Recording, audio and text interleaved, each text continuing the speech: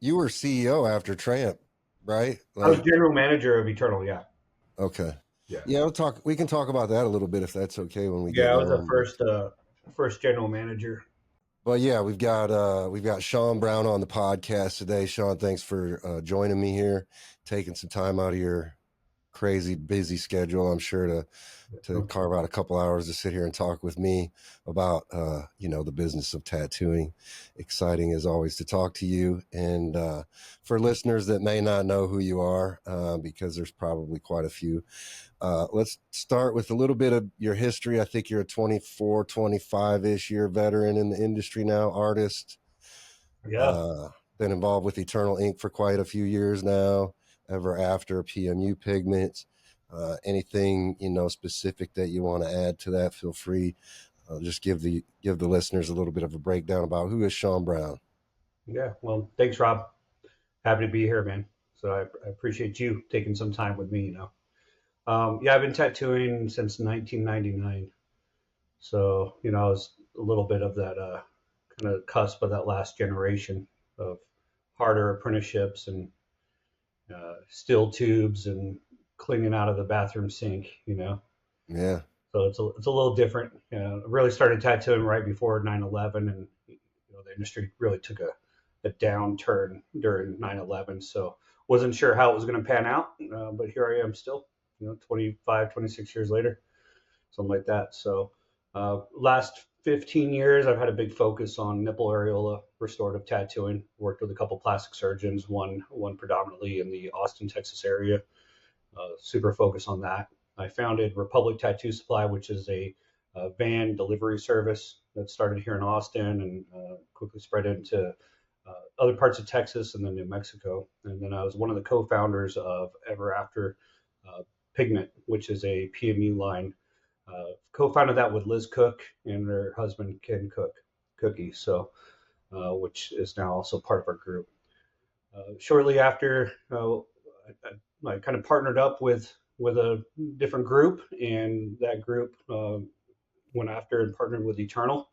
And Tramp asked me if I would come and run his company for him as he was ready to kind of step back and take more of a consulting kind of role. So that's kind of the gist of it at a high level. yeah, yeah, yeah.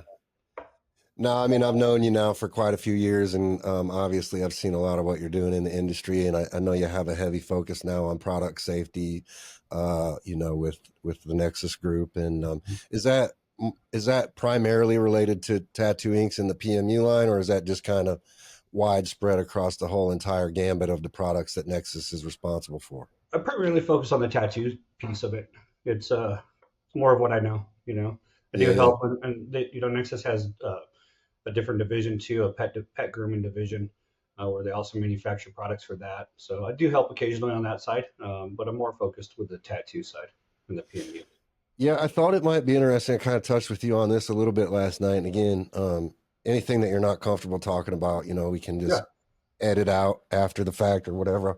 I'll ask you at the end if there's anything that you don't want included, and we'll just snip it out. But sure. I thought it would be good with all of the, there's a lot of chatter on the back end in the industry about, the corporate influence in the Right. industry. I thought it would be cool to touch a little bit on, going back to our lineage as artists. I'm 30 years in the industry now myself, so I've been around for quite a few years too, and I've definitely seen the progression from art to industry. Before, I think social media had a big influence in growth, explosive growth in the tattoo space. Mhm. Um, Talk a little bit about, what your perspective is on the growth of the industry, how you've seen it grow. How do you feel like it's been a positive growth? Do you feel like it's been a negative growth? And then I would like to touch, without getting too much into the weeds or too focused on the details, how, we could talk a little bit about the history of Nexus, because I think a lot of people don't know who's really behind Nexus, who started that company, and maybe we could get it a little bit into that and just kind of talk some about the evolution of that and your feelings around that, and maybe Sure. dispel some of the paranoia around corporate influence in tattooing. Yeah, yeah, we definitely talk about some of that. It's as a tattoo artist first. it was a big decision for me, and as it was for all the tattoo artists involved, especially coming from the era that we came from, right? So it's our pirate, you know, Yeah. fuck everybody kind of attitude. Yeah. So Yeah. it was a big decision, and to be honest, when I was first approached, I told them to kick rocks more than once, in a lot more articulate way, Sure. right? As a tattoo artist, I told them to kiss my ass and hit the road. And then talking to some influential people in the industry that I really admired and looked up to and helped mentor me, they said, "Well, don't you think it's inevitable? Don't you think that we're a victim of our own success, right? We have these TV shows now. The times have changed. When I started tattooing, it was we're still kind of on the outskirts, right, of society. We weren't really looked at as professionals. Mm. We're looked at as we're deplorable buttheads, right? And now with TV and the actual client being comfortable to walk into a tattoo shop, and people are comfortable with tattoos more so now in today's society, that it's a whole different ball game, whole different field.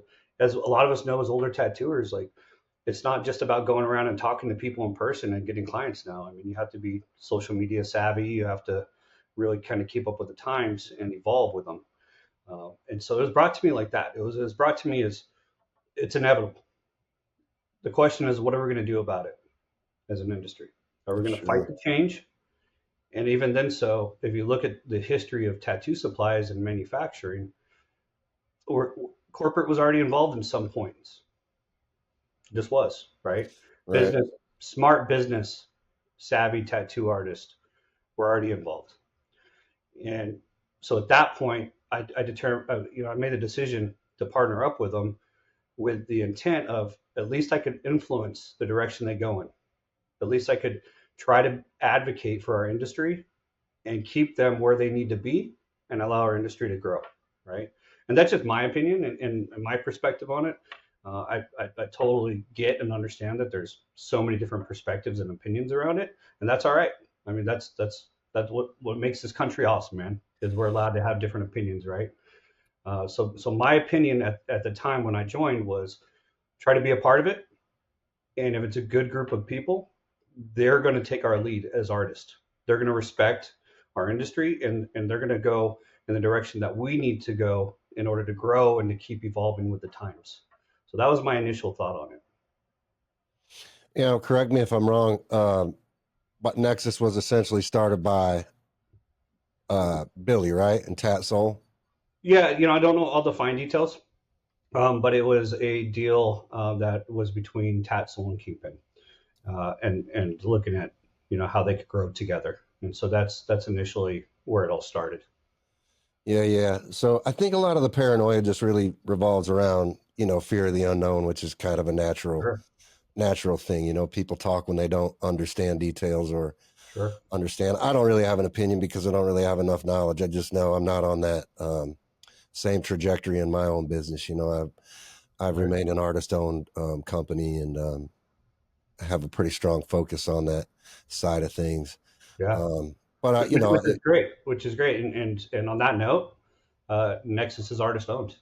I mean, it really is. There's other people involved, but there's a lot of us artists that have ownership in that group. right. And that's always been So, kind of the struggle for me because I'm like, well, these guys are all the people that I grew up in the trenches with. They're still my yeah, friends. You know what I mean? So it's like you kind of like don't really know how to feel about things when you look at things like that, or when you have personal relationships with a lot of the people involved. Like you yeah. mentioned Tramp, for example. I mean, I think Tramp's one of the people I respect most in this whole entire industry, and he's a Mhm. great man, and he's done so much for this industry. And you can't fault somebody that gets to the age of retirement and wants a better life for themselves, and takes a way out when they have one. So I applaud Yeah, him for that. and Trump was one of the individuals that really influenced my decision and my path, right? And knowing, and Trump's still involved, by the Yeah, way. He isn't fully retired. I don't think he ever will fully retire. To yeah, I be know. completely honest with you, I talk to him at least once a week. Sometimes it's once a day. and he's fully involved and influential in what goes on behind the scenes at Eternal. Yeah. And he stops in there at least a couple times a week and talks to everybody. So still fully engaged and active with us, which without him, honestly, I don't think would be the same. True, true. Yeah, I mean, he built that company from the ground up, so Yeah. he understands it better than anybody.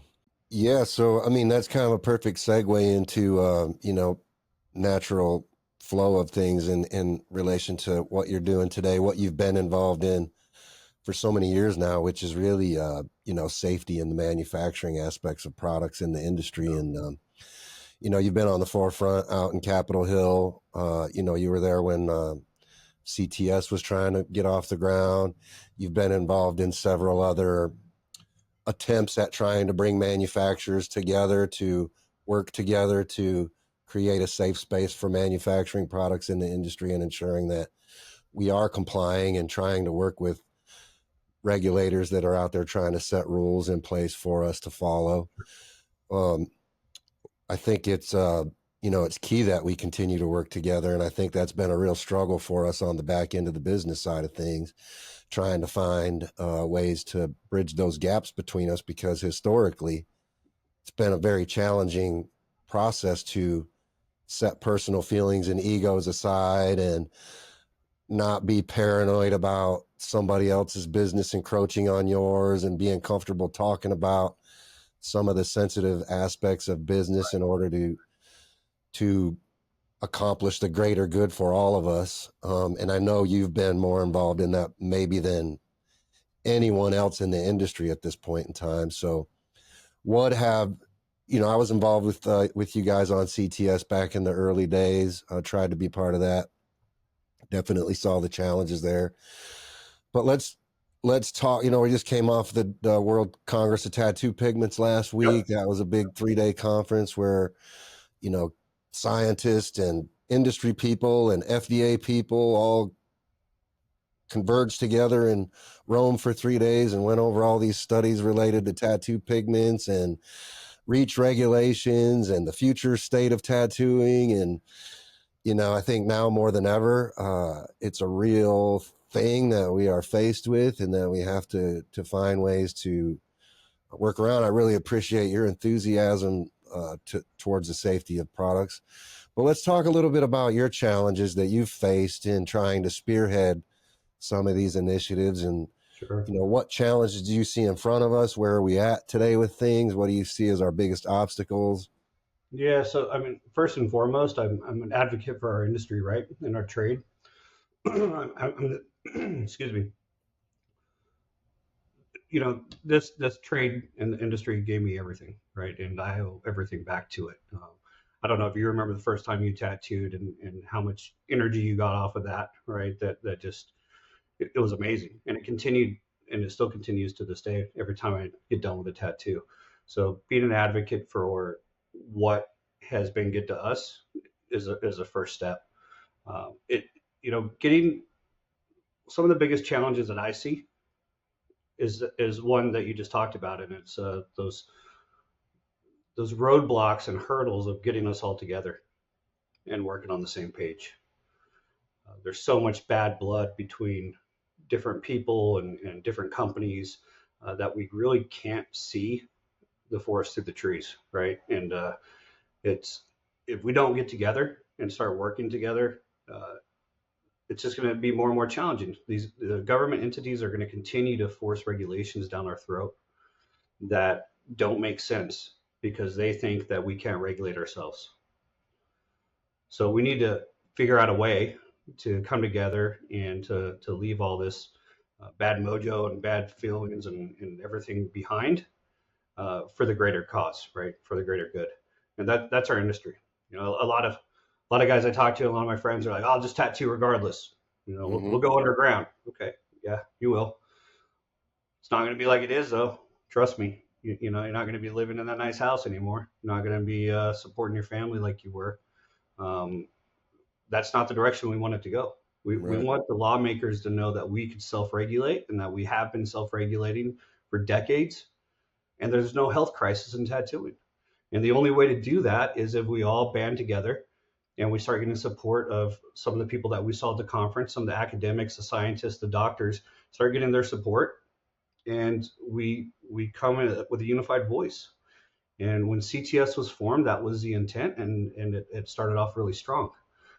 But it just couldn't last through all those challenges that we all knew were there, right? So we definitely need to figure out how to come together. As you saw at the conference, it starts with the ink. That's the easiest thing for these regulators to go after is the tattoo ink, right?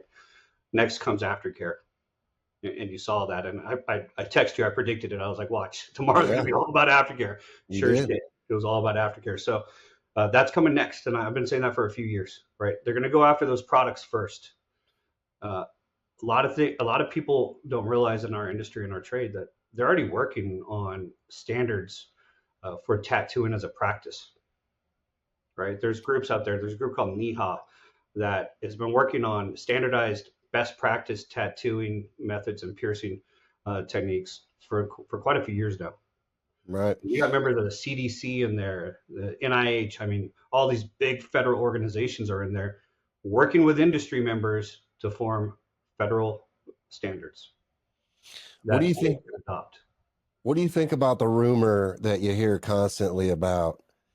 Oh, these are just big corporations paying these people to basically shut the artist-owned ink companies down. So groups like, you know, L'Oreal or whoever, I mean, just whoever the big cosmetic people are, want to come in and take over the industry, and they want to be the ones manufacturing all the products, and they want to take that out of the artist's hands. I hear it all the time. I'm sure you hear it too. What do you think there's any truth to that kind of a rumor? Do you think we have the ability to sustain our businesses long term and continue to manufacture our own products? I think if we do it the right way, we do. I don't think that and this is just my personal perspective. Uh, are companies like that probably watching? Yeah, they're watching. You know, is that what it's about? No. Right now, it's too discombobulated and all over and fragmented. That why would companies like that really want to go after a market that's crazy, right? If we could hold it together and do things the right way, especially with the lawmakers, I think we'll be just fine.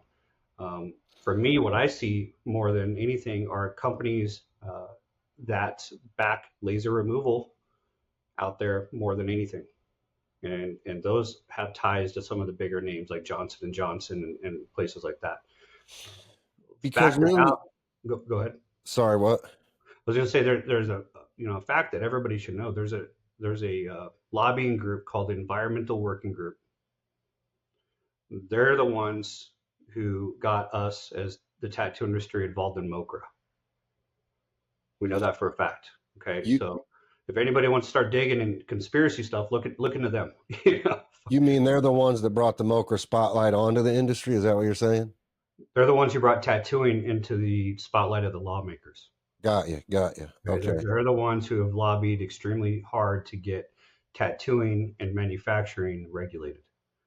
Okay, great. I'm glad you brought that up because that's kind of the history that I wanted to uncover a little bit in the conversation with you. Because a, a big a, a big a big reason why I wanted to get you on the podcast was because I feel very strongly that you are more forefront leadership in regards to product safety in the tattoo space, and you've been so heavily involved in it for so many years. You probably have more knowledge than just about anybody that I personally know in relation to the subject. So Thanks. I don't know how useful it is, but I appreciate that. I feel like it's really useful. And we text a lot offline with one another, and I'm trying to get to your level. You know what I mean? I'm very focused on product safety in my own company. I want not just for Electrum, but I want Electrum to be one of the forefront companies out here really leading the charge. Like I tell you all the time, like, hey, Right. whatever I can do to help you, it's very important for me to protect the integrity of our craft, because like you said, it's an industry that's given me everything. And I feel like it's only fair that I give everything back to it that I have the ability to give back to it. I owe it that, I owe all the artists that support our companies that debt. So I don't do this for me. I do this for the industry, and I do this for people like you that put so much into it, because there aren't a whole lot of us out here doing it. I was really shocked to not see more manufacturers at the WCTP conference. I was really shocked when I was going to conventions and talking to other ink manufacturers, and most of them didn't even know that it was happening. And I was like, how can you guys not be keyed in on this stuff? Like, how do you not know what's going on? And it speaks volumes to what you said. Like, we have to find a way to come together, and it is a struggle all the time. It's like, for me, even personally, I want to go out all the time, and I want to help these other ink manufacturers out. But at the same time, I'm like, man, these guys got to have some initiative themselves, like I'm going to do all the work for them. You know what I mean? Yeah. There's a lot of that. I mean, there's a lot of, I've had that struggle too. Am I doing this? Am I doing this for the industry all alone? Is there support? And it's definitely been difficult. I got to say, with your brands and what you built, you are on the forefront, which is great.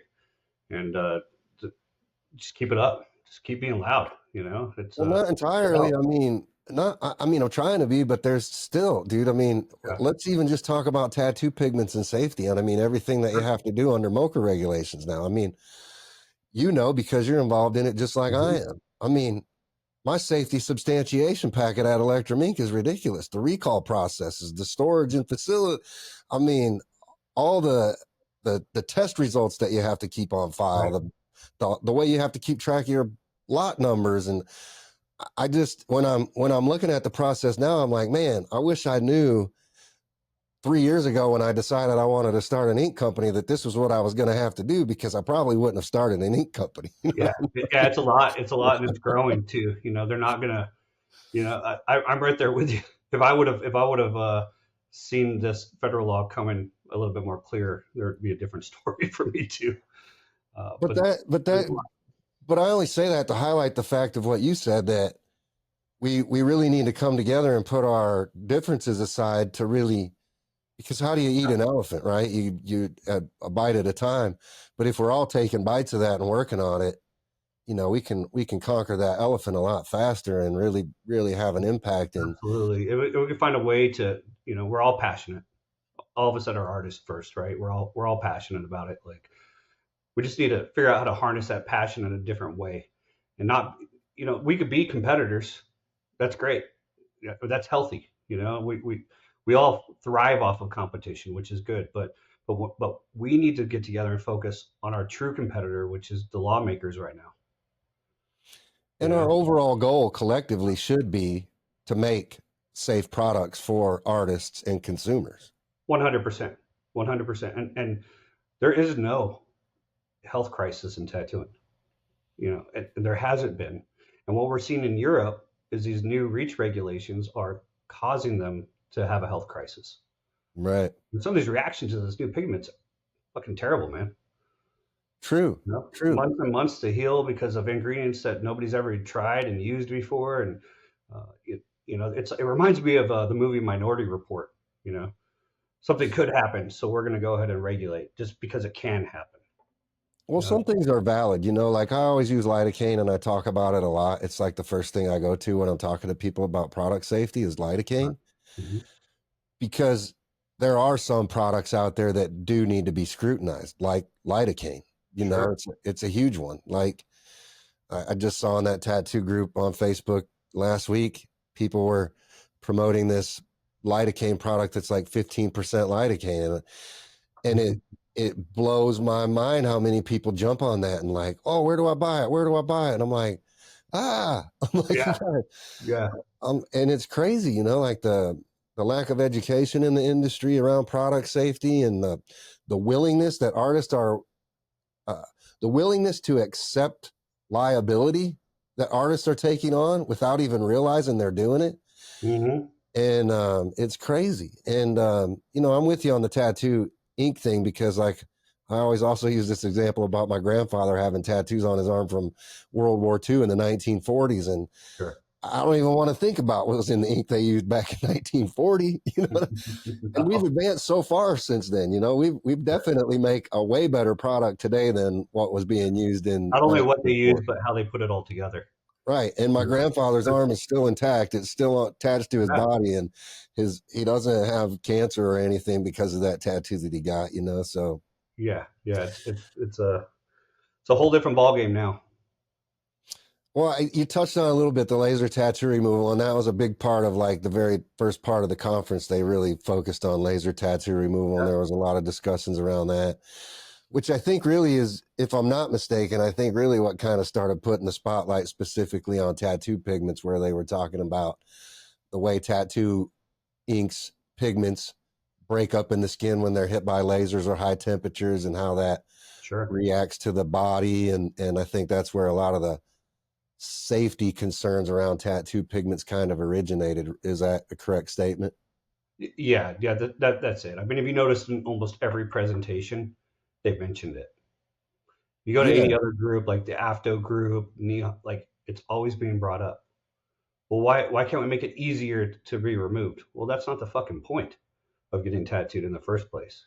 Yeah, we all make mistakes, but why make a product that's easy to remove? I mean, that's kind of, there's been companies that have tried it too. right, right. We found that the tattoos, they don't always want them removed, and so they last, they last a much shorter time and they heal like shit. Yeah. So where are you at now in the process in regards to, what goes on in Sean Brown's life in regards to, Capitol Hill visits? How active are you still in that process? I'm very active. I meet with people in DC about every other week just to keep a tabs on what's happening, especially with the new administration and all the changes there. So just monitoring basically at this point. Because the new administration is in, things are kind of just, as we all have seen in the media, kind of just crazy right now. But everyone needs to know that this is a year that MoCRA has to be finalized as far as the rules are concerned. So what happens is Congress will draft a bill, right? That bill gets passed in both houses, goes on to the president, gets signed into law. We know that happened with Omnibus, that MoCRA was captured in 2023. Once that's done, the agency involved that's going to be regulating that law has to write rules at some point. Now, in this case, the FDA is the agency that's overseeing MoCRA, right? They oversee cosmetics. So they have to write a rule, and this year is their deadline to write the rule. And they have to have it done by December 27th of this year. Okay. Once that rule is done and approved, that becomes a new law. So the FDA could take pieces of MoCRA and say, we're going to use this piece, we're going to use the safety substantiation. We want everyone to be ISO certified under cosmetic manufacturing, not just general manufacturing. And they have so long to comply with that, right? And so that's what I've kind of been watching for, is when that rule comes out. They're going to first come out in a draft form. At that point, us as the industry and individuals have the ability to comment on that. So that's when we really need to get activated and all of us start sending in comments to the FDA to make sure that this is going to benefit not only us as manufacturers and us as tattoo artists, but also the general public. Because we don't want to see what's happening in Europe happen here, right? We don't want us to actually cause a health problem. Right. So it's very important that we really watch the what's happening on the Hill right now. So yeah, that being said, involved heavily on what's going on over there still. It's not a good time to lobby right now until things start actually picking up. But then at that point, probably probably late summer, I'm thinking the manufacturers really need to get together and go pay a visit to some of these congressmen and senators and have a serious talk with them. Yeah. So how do you, I guess coming out of that conference last week, I got a really strong sense as they were talking around reach regulations and, basically global expansion of safety protocols in the tattoo industry. I got a really strong sense coming out of that really reach is gonna, the European reach regulations are gonna be pretty dominant on a global scale. Do you Yeah, feel like, yeah. So a couple things on that. One, in over 10 years, not much has changed in the way of research. We saw a couple presentations on new research that had just been done the last 2 years that were kind of groundbreaking. But overall, if you think about it, it's such a niche market that there's not a lot of money put into research. Okay, so that's one thing that everyone needs to understand. It hasn't really changed too much in the last 10 to 15 years. That being said, the rest of the world is looking at this very robust law reach regulation, and they're using that already as a platform to base their regulations. I don't know if you ever had any communication with the Australian government last year or the year before, but they reached out to everybody asking their opinion if it's easy to can they meet the reach regulations? Is it reasonable? If not, what's more reasonable? Should we go back to 2008 RESAP? That was a lot looser than this law. What should they do? So the Australians based their regulation off of reach, just a little bit more loosely than in the other country. The UK is also looking at reach. Mm-hmm. South Korea, they just used a lot of reach. In fact, they made some of their laws more strict than they do in Europe. So the answer is yes, and they definitely are looking. The rest of the world's looking at them, and we know for a fact that the FDA is involved over in Europe. There's the BFR, which is the FDA's equivalent in Germany. They have FDA members from our FDA sitting in on studies and conversations with them, right? Just on the conference we were on last week, there was a minimum of 4 FDA members on the call, monitoring that conference. Sure. 2 years ago in Vienna, Dr. Linda Katz, who was in charge of all this, actually showed up in person and sat through the conference. I sat next to her almost the whole conference, Mm-hmm. and she was there in person. This year, I don't think there's anybody there in person for the FDA, but they were on the phone and they were monitoring. So we got to be really careful, especially here in the U.S., that our MoCRA law doesn't turn into something like REACH. Yeah, and I have a pretty I wouldn't call it a fear because I'm not afraid of reach. I mean, we've been trying to develop. I mean, we have developed a reach line of inks with Electrum, but I wouldn't say that we're happy with the way the inks perform. So we haven't released them into distribution yet. We haven't released those for sale. So I do have a fear of reach in regards to the ability to make a quality product that performs like we're used to seeing tattoo inks perform.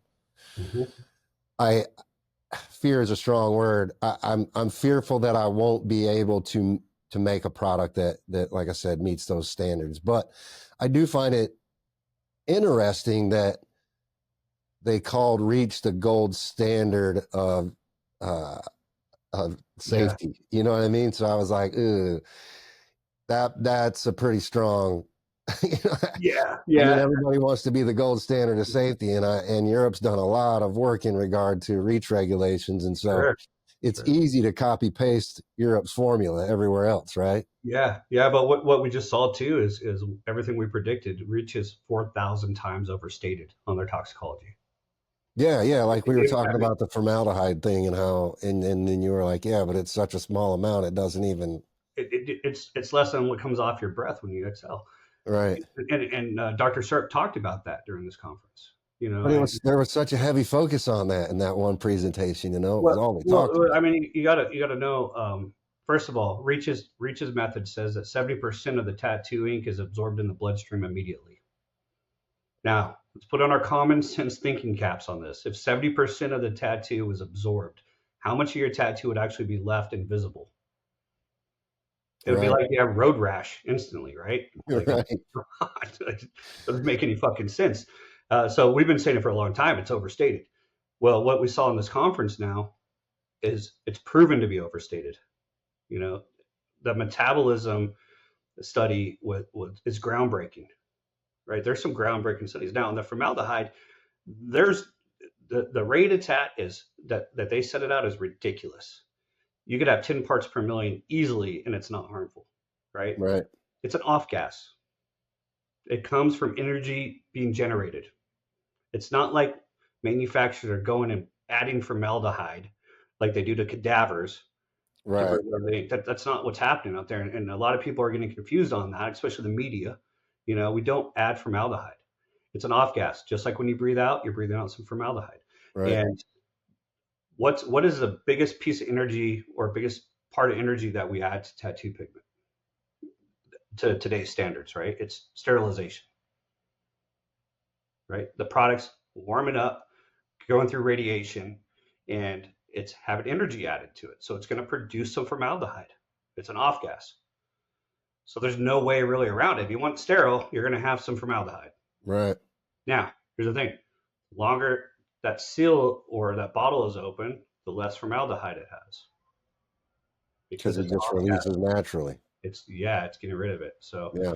Michael Dirks had a very interesting presentation about temperature storage and he did a study on their formaldehyde levels in different temperatures, right? And he showed probably the perfect area to store pigment in to not increase formaldehyde in it, because just sitting at room temperature could increase formaldehyde, Sure. right? Sure. Again, but let's go back to like it being a niche market and not a lot of studies being done. As we are understanding how the skin metabolizes pigment, what level of formaldehyde is safe? That should be the big question, right? There's no study on that right now. There's no scientific study. We know as tattoo artists, we've been using the ink for how long? A long, long time. Right? So we know retrospectively and historically as artists what's safe and what's not. We know Sure. that tattoo didn't heal well, and probably some of the reasons, right? 99% of the time it's a client. Yeah. Let's say that in aftercare, right? So, but yeah, it's interesting how much hasn't changed yet. What got presented this year that could be groundbreaking.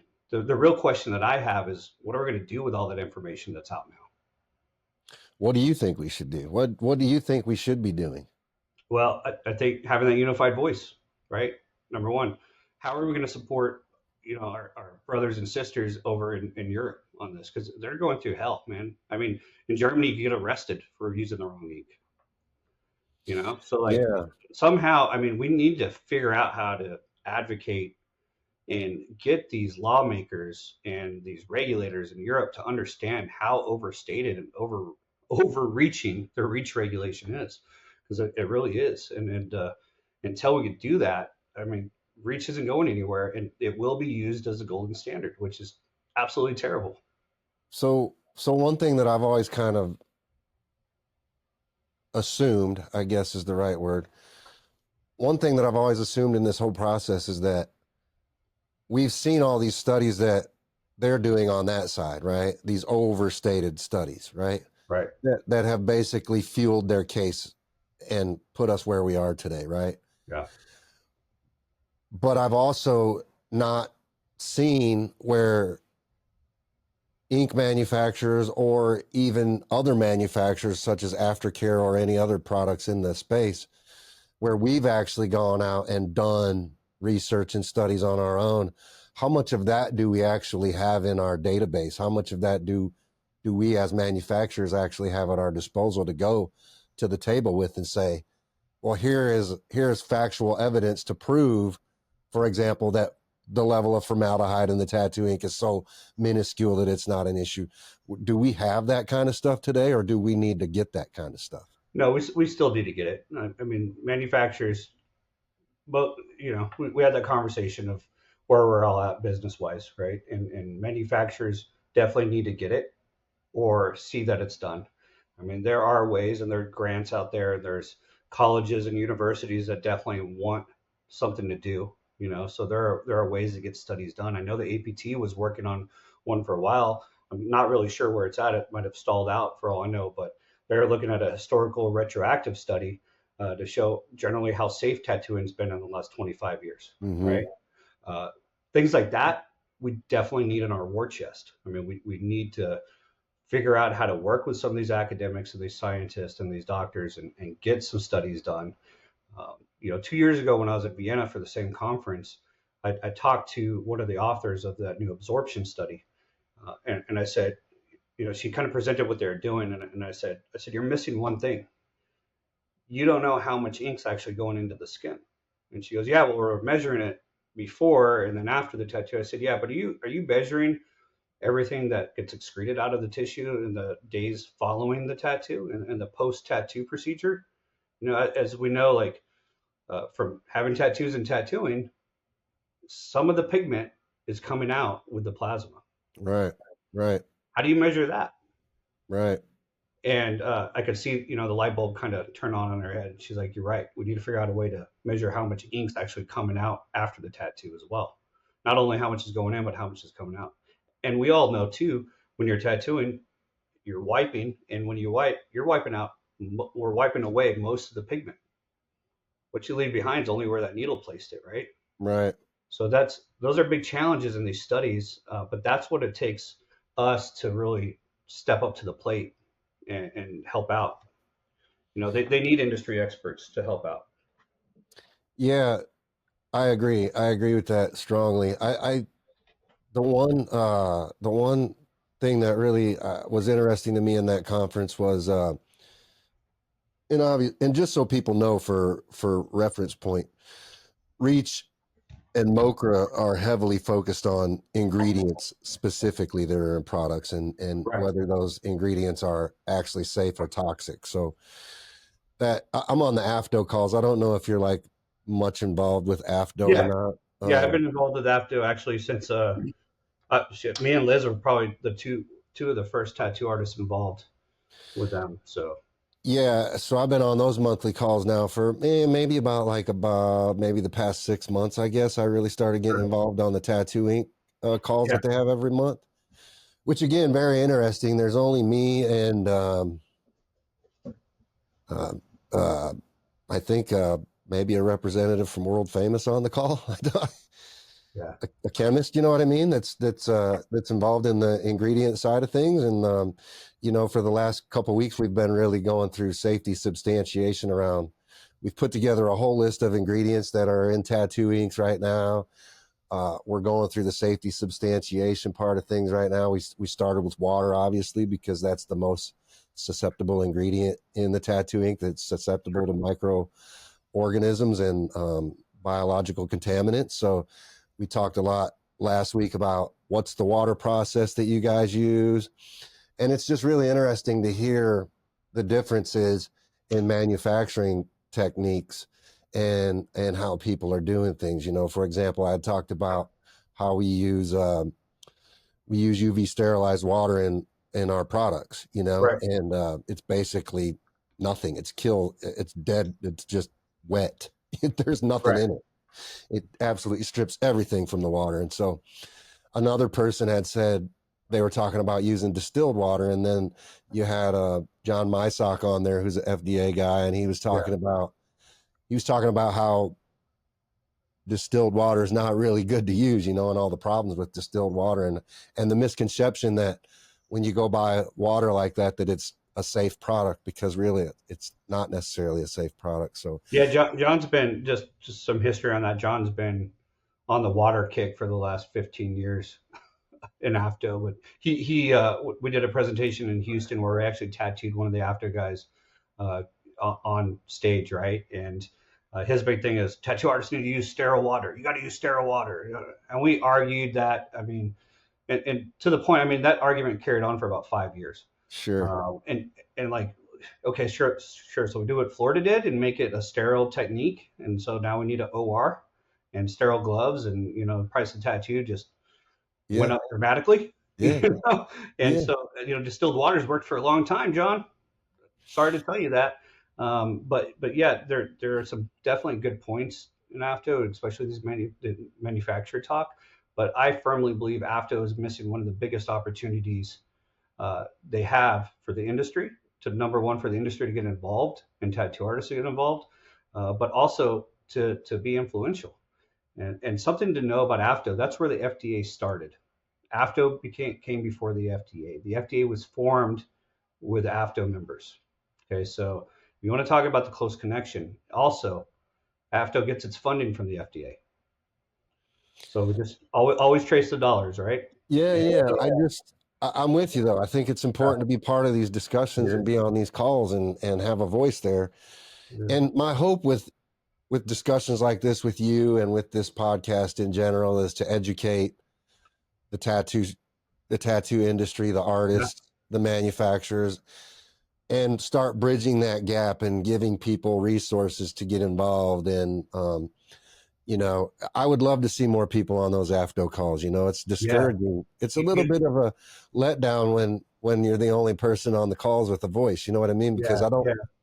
Well, I'll explain just kind of high level the history of that and probably why that is. There used to be a lot of us on those calls. And like I said, I'm still on them. I'm still listening in. And I'm very active. I'll be speaking at the APTO conference next month in Dallas, Yeah. right? So, like, Yep. super active. I think it's still a good cause. But I've been discouraged quite a bit with that group, multiple multiple occasions. And there's still some opportunity there, and that's why I'm sticking with it. And hopefully, with enough of us getting back involved and re-engaged, we could actually do something that's good. But there was quite a few of us on there, and at one point there was a 2-hour debate over the term injection, I remember that. and this was, that really turned a lot of people off. That conversation. Beyond that, AFTO is stuck, and this is kind of what drives me crazy with all the groups, is we get tattoo artists and piercers on there that are thinking about the best practices, not the minimum standards.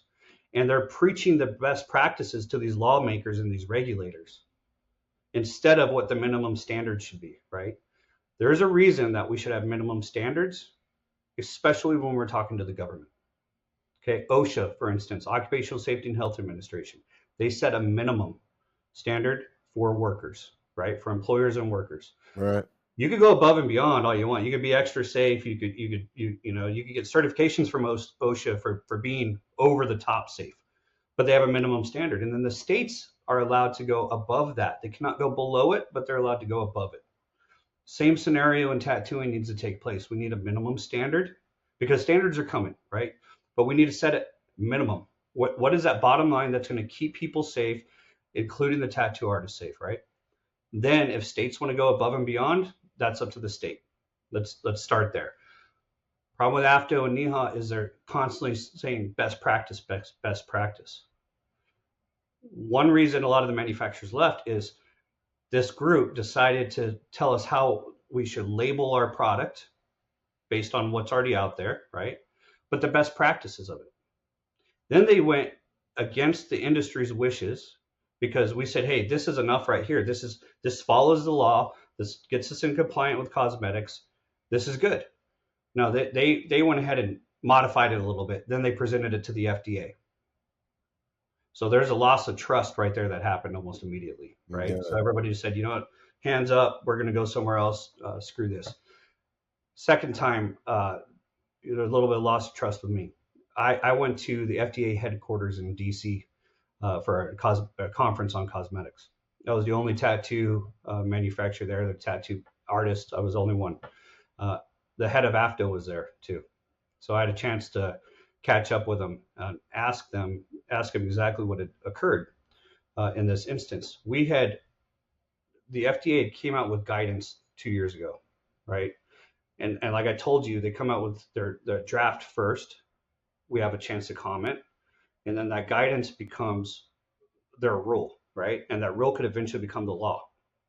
So we, as AFTO, had a chance to comment on it, and the big topic again was injection, right? And I'll get into that in just a little bit, but that was a big topic. We, for the first time in over a decade, that AFTO group voted on something, voted a majority of us to change that term and to change some of the mechanics around how they're describing tattooing. That went nowhere. AFTO decided not to present it to the FDA because they specifically said that they have the regulators at best interest, not the industry. So we lost more people when that occurred, right? Then they came back and said, oh, we could still comment. It just doesn't go on official record. So they sent in our comments after the window had closed, which the FDA, like, they got to get them, they got to receive them, but they don't have to listen to them at that point, Sure. right? They don't have to put them in the official record. Right. So that being said, that all happened. Now what's happened since is they've gone from one chairperson in that committee to 4, I think, and they're trying to add a 5th. We now, as an industry and trade, have representation at a higher level in that group. We have someone representing manufacturing. We have someone representing tattooing, someone representing piercing. We're trying to get someone to represent PMU. And then we have a regulator or lawmaker sits on there too. So for the first time in history, AFTA has allowed us to have representation on their board, on our board, right? So that's a big change. That's one of the reasons I'm sticking around. Now, the missed opportunity that I see in here, Rob, is like the term injection. It's still there, right? The reason that's a big deal to me is because we're not only regulated under cosmetics in the US, we are regulated under color additives. Right. The FDA classifies tattoo pigment as a color additive. Right. No color additive is permitted to be injected. And that's why the hang up on the word injection, because tattooing is not really injected. No, it's not. I mean, if you look at some of the slow, there's an awesome video by these British guys that do a bunch of slow motion close up videos, and they did one. I'll have to share it with you, but they did one on tattooing, and they admit, like, we're not tattoo artists, we don't know what we're doing, man. Don't get tattooed by us, we're gonna mess you up, right? But one of their things they pointed out was the mechanics between that, or of the application of tattooing, and as that needle was inserted into the ballistics gel, nothing happened. The pigment actually got pulled off of the needle. When that needle exited the ballistics gel, the pigment shot in with no needle in there, right? So that needle had made the wound, and as it was pulling, that tissue back, that the ballistics gel back, the ink was deposited. Sure. Right there, it proves it's not injected, right? Sure. Now there are some talks and hopefully some studies happening right now that are going to help support us. But we already have medical doctors that are backing us on this. AFTA really needs to work on that. That should be our main focus right now. For our industry, because that term injection. Yeah, I agree. Because when I'm on those calls, I always get the impression that AFDO is working with us, right? Not against us. So yeah. So I get where you're coming from with that, and I do remember that whole injection thing. Well, and remember, and I think for the most part, the part AFDO is there to bring industry and regulators together, right? So for the most part, I think that's what their intent is. Just remember that there is a lot of regulators listening to those calls too, not saying anything. Sure. Right? So again, if we start spurting off best practices, it's the same thing's going to happen here that happened in Europe. Ink manufacturer approached the regulators in Europe saying, you need to regulate this. Gave them what they should regulate, and then guess what happened? Every year or every 2 years, they got more strict. It started in 2003, by the way. More strict, and now look, REACH. Now that ink manufacturer can't even meet the REACH standards. Right. That's what they were saying. It's impossible to make REACH compliant inks. Yeah, the guy who started it can't do it. So it's like, you just gotta figure out the motive behind some of that crap. But it's crazy. Well, even in the conference, we were talking about what they had was it on the first day when they had the tattoo? They had a workshop, and I think that was a second evening. Yeah, the second day. Yeah. Skin and health, and then they were talking about using petroleum. Yeah. That doctor straight up said that Vaseline. Yeah. She specifically said Vaseline is the best aftercare to use. Yeah, we were like, what? No, we know not to use petroleum. Like, what are you talking about? Yeah, my dumb ass didn't know everybody could see the comments on there because all of a sudden my mic was off mute. So. Dude, think about like, God, I don't even know, 15 years ago? Yeah. Probably every tattoo studio you went into probably had Vaseline on their workstation. Oh, for sure. And some still do, right? And that's the thing, too, is like, how do we come together to get this level of ignorance from the lawmakers to subside, right? How do we educate them just enough to feel that they're doing their job and they're protecting the public, but not overstimulate them to where they think they know better than us? Right. So that's the dichotomy. Like we gotta figure that out, and we gotta figure it out quick. Because I'm telling you, CFDA gets organized again, we could expect to see this rule come across. Yeah, they're not sleeping, that's for sure. They're definitely not sleeping. They're hitting everybody too. I don't know about you guys, but I mean they're going around. The regulatory side of the FDA is alive and healthy. Yeah. No, I feel like I'm in a pretty good place right now. If they came to visit me, I'm feel like I'm pretty good. Yeah. I mean, it's taken a lot of time to get there, you know what I mean? But I feel like if they came in, I feel like I can have them in and out of there relatively quickly. Well, the funny part about it too, Rob, is they're not going to know anything about tattoo, and you're going to know more than they do. So every time they come to visit us, they're food inspectors. Yeah. Same thing that tattoo shops see when state regulators come in. Most states don't have specific tattoo enforcement or tattoo inspectors, right? It's all they cross over from the food world, you know. So wait till they Well, bring thermometers and start testing the temperature of ink. well, we're not sleeping on anything in my company. You know what I mean? We are actively involved in safety and making sure that our products are compliant. I've already got, I've been dealing with the FDA for years, just with a few of the products that I manufacture specific to lidocaine, and we have Electrum Cleanse, which is still the only FDA approved Class 1 medical device in the tattoo Sure. space. Um, so I'm familiar with that whole process, and I don't like to play with the government. You know what I mean? I pay my taxes. I just don't fuck with the government, man. You know what I mean? No, no, I don't either, but I don't like when they fuck with us either. So, But uh, yeah, unfortunately, you don't have any control over that. And if they yeah, decide they're going to come, yeah, but we do. We have some rights, right? And we have some voice and some strength in numbers. We just all need to stay in our own lanes. And when I say that, it's us as an industry need to be in our own lane, and they need to be in theirs. And one good thing about going to Capitol Hill is, and the congressmen really get this, and so do the senators, is we are the industry experts. They know they don't know everything. The problem comes is when we see that person who presented that Vaseline is the best aftercare. Those kind of people think they know everything about tattooing. right, I right, mean, last time I doubt she'd ever walked into a tattoo shop, and if it was probably 1985. You right. know, so it's we need to figure out how to work together and work with the government, just enough to satisfy all the needs, because we're a victim of our own success, man. Like, they're not going away. Oh yeah, I know. It's just gonna get crazier out there. Yeah. So where are we at today? Because like we talked about CTS, which is the Coalition for Tattoo Safety. That was going on 2018, right? Is that about the right time? Yeah, I think we started 17 or 18, something like that, and I think the big meeting was a little bit before, probably 18 or 19, something like that. Yeah, I felt like it was like 2018, and that was Mario, Barth, and Tramp, and uh, It was pretty much everybody, Lou right? was there. We had some Kingpin people there. I think some Sullen people were there. The most badass lunch we ever had, but also the most awkward. It was awkward, and I'll be honest with you, man. Like when Tramp approached me to come out there, and he showed me, I was like, "Well, who's all coming out there?" And at the time, I only had the stencil product still. I think, like, Yeah. I hadn't even expanded that far yet into products. But I was very territorial in the stencil space. I was like, I don't want to go sit in the same room with Mario from Stencil Stuff. Like that dude's my competitor. Like Yep. what are we talking about? Our businesses? Like what's the whole? I Yeah. was so Yeah. skeptical over all this whole thing, but I still went out there, and it was great to.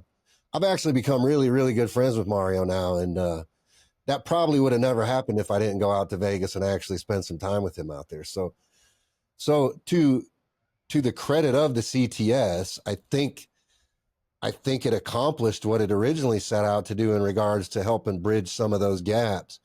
I'm not really sure what all the reasons it fell apart were. I mean, obviously, I've heard things, and I had my own reasons for getting out of the CTS, but mine were more primarily around. I just didn't think it was very organized. You know what I mean? I just felt Yeah. like it was a lot of fundraising without really knowing what the funds were going to get used for, and Yeah. Yeah. It was. Yeah. I kind of feel the same. I mean, the idea behind it and what Mario and Tramp and the rest of the guys put together was groundbreaking. It's historical. I mean, it really was. I don't know of a time in the tattoo industry where that many different players in the game got together and had a serious talk all at once, and yeah, and that was huge. And what we did, we at CTS we had some successes on Capitol Hill, some big ones, and those successes are we're still feeling them today, and we still need to fight for them because they could go away as well. But one thing we got removed from the ingredient review process that the FDA and the Environmental Working Group wanted us to have, which is very similar to what happened in Europe in REACH. And our lobbying efforts, we got them to take it out. And so that was huge. And a lot of people don't realize that if that would have passed with MoCRA, we would be in a much different environment in the industry right now. I don't think we would have as many manufacturers today if that had passed. Right. And one of the great things, and Mario is the one who really kind of spearheaded it. But one of the great things is like we need competition. Like it shouldn't be one or two companies out there. It shouldn't. Right. More the better. Let's do it, man. Like that's what makes us better as an industry. Right. Right. And Mario was an advocate about that, and he's obviously probably articulated a lot better than I could. But it was it really hit home. Like we could get rid of that competition for a while and work together, and that's what we did. I do think, and this just my personal opinion, I do think it fell apart because it was poorly executed and organized at the end of the day, right? Just like you said, it didn't feel organized. And I think that's kind of why people started to fall off. Right. But honestly, it would take someone full time doing that. And we didn't have that.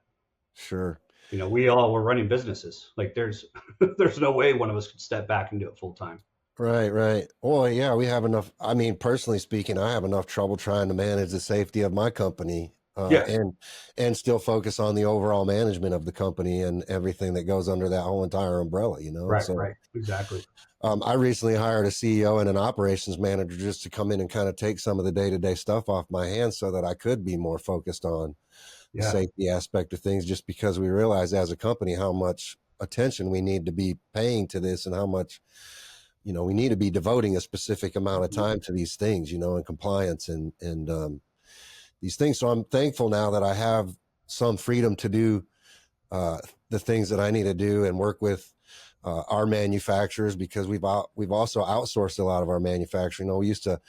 We've historically always made all of our stencil products in-house. Mm-hmm.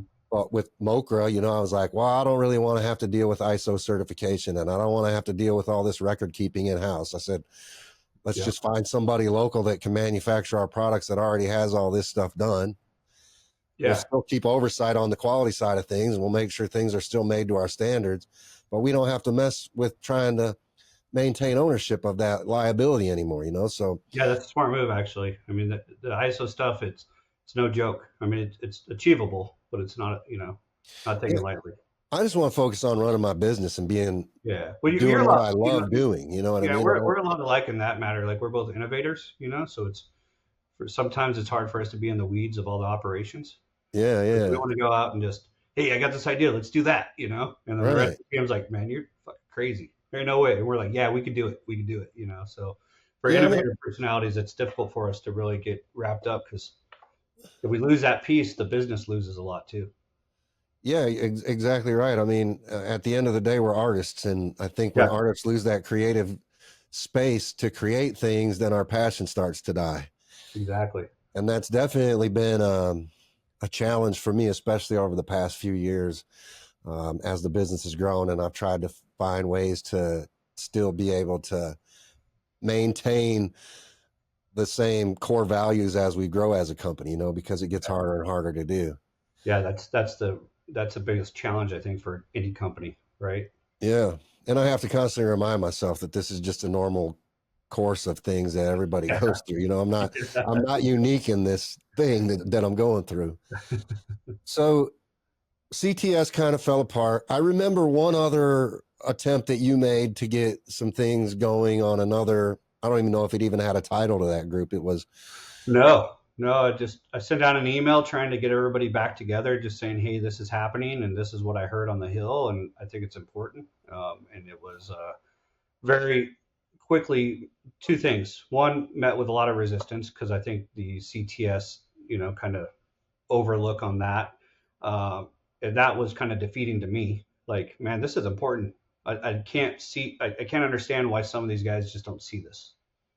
Right. And my natural instinct as a human, my gut reaction was, oh, you just want all of us to do the hard work. And you don't want to ride the coattails. Right. Is that correct? Probably not. Probably just a bad projection on my half, but that was my initial reaction, right? Like, okay, so you just continue to ride the coattails of everybody else then. But I knew that if we couldn't get some of these players involved, that it wouldn't be successful. And so that kind of died out. The second part of that was I quickly remembered that I have other things to do as well. You Sure. know, and I asked some people for help on organizing it, and they ended up having some of their personal, other, personal, professional challenges too. So kind of died out. I've asked the APT to organize a committee just for manufacturers because APT has been around for so long. And while they're mainly a trade organization, I think that having a space for the manufacturers to talk without a bunch of regulators is probably a good idea, and to kind of unify and see what direction we need to go in. Also, the APT has a capability of lobbying as well, and they would move a lot of perspectives on Capitol Hill just because of the amount of people they have involved and how many constituents they could touch, right? And, Sure. and at the end of the day, on Capitol Hill, that's what matters. Every congressman, well, how many tattoo shops are in my district? Well, how many people in my district are tattooed?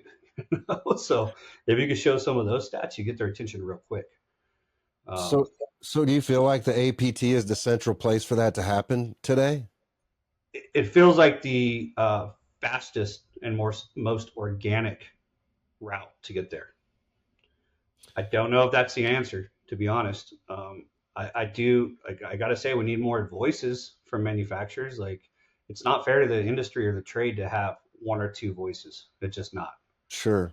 We need different opinions. We need to be able to debate and work things out and move forward. So do We you need, just we need a trade organization is what we need. Every other organization or every other industry out there has a trade organization. APT Yeah, and might be the first answer. I think the APT is really trying to position themselves as that today for sure. Yeah.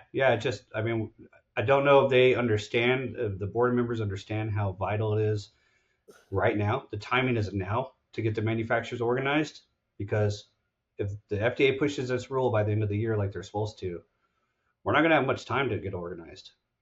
So do you think is that so I'm an Indiana state rep for the APT. I'm involved with the APT.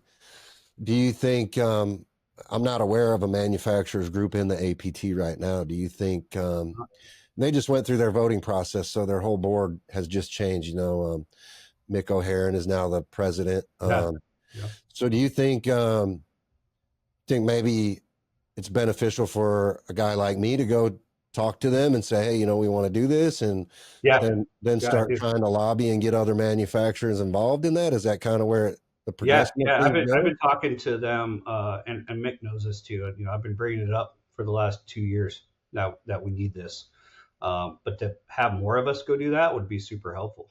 I mean, it's they're already organized, and it makes sense to kind of team up with it, especially us being members and us being tattoo artists. Like, it Sure. really makes sense to keep it there. To me, now, does that grow into its own trade organization just for manufacturers? That'd be awesome. I mean, I truly believe we're going to need some kind of organization amongst us to go head this off on Capitol Hill. The more the better. How much time do you think we have to get that organized and get it to a place where we're organized enough that we can be effective on Capitol Hill I'm probably, if I had to really guess, if I had a crystal ball, I'd say probably early fall. of Um, this year? yeah, we need to have something going pretty quick. If we could get it sooner, at least started, we could start organizing and be ready for it. Now, there is a chance that the FDA will ask for an extension on that rule. But as you see, Kennedy is moving pretty quick Sure. on some of this stuff. His primary focus right now is on food, and colorants just came out. They just started talking about different colorants they want to get rid of. Well, Right. guess where And they we're at? have been getting rid of some. Yeah, guess where we're at, right? Now, Right. unfortunately, we don't use any of those colorants, but what's next? Cosmetics. Sure. Cosmetics isn't a huge focus, but just from uh, his stance and the administration's stance on this, we need to get organized now. We need to be able to come to them saying, yeah, we are organized. And here's what we have to say about it as industry experts. What's the What do you feel like the consequences might be if that extension doesn't happen? And let's just say that the deadline is falling, we're not organized. What do you think the consequence of that would be for We're us? going to have a lot less of an impact with the FDA. If we don't hit Congress, the FDA is not going to listen to us. Just like they didn't listen to, there was like, don't quote me on this, but I think 9 to 15 different comments on the last guidance they put out. One of them, a couple of them was on the term injection. The FDA did listen to that, but instead of taking the term injection out, they used our definition in conjunction with the term injection, injected or placed. No, they need to take injection out. Are they only thinking about eyeball tattoos? Is that why they're using the word injection? I don't know. But Sure. they're not listening to us fully. They're not hearing us. So if we don't get organized, I don't see them listening to us ever, to be honest. Do you see key players like Mario Barth and Tramp coming back into the fold if we got something like that organized? Because I feel like those guys are really key players, especially in the pigment space, I can't speak for Mario, and I really can't speak for Tramp either. I'm closer with Tramp than I am Mario, and I think Tramp would definitely be interested in coming in and supporting it. A lot of this regulation, though, is like, you could get in the weeds on it, as you found out, and as you've seen last week. But I definitely think we get their support. I don't know where Mario stands on it today. I just don't. I don't talk to him enough about that stuff. So I think the invitation should be sent to both of them. Sure. I think the Sure. invitation should go out to everybody, and Sure. and not just U.S. manufacturers either. Do you Like, think it I should think just everybody. start? Do you think it should start with the ink manufacturers, or do you think it should go back to kind of like how CTS was approaching it, where it's basically any manufacturer in the tattoo space with any product? Well, I think there's value in starting off with just the manufacturers, but I also think there's value in bringing on different fields as well, like Sure. aftercare, stencil products, things like that. Um, should all those groups be in the same meetings? I don't know the answer to that. I specifically would think it should be, when we're Segment focused. talking, yeah, it should be okay. We're talking about ink today. Now, they could be invited, they could show up, but they don't need to contribute. That's up to them, right? If they Right. don't Right. know anything about ink, like why should they contribute? However, the manufacturers of all products in our industry should support each other, right? Sure.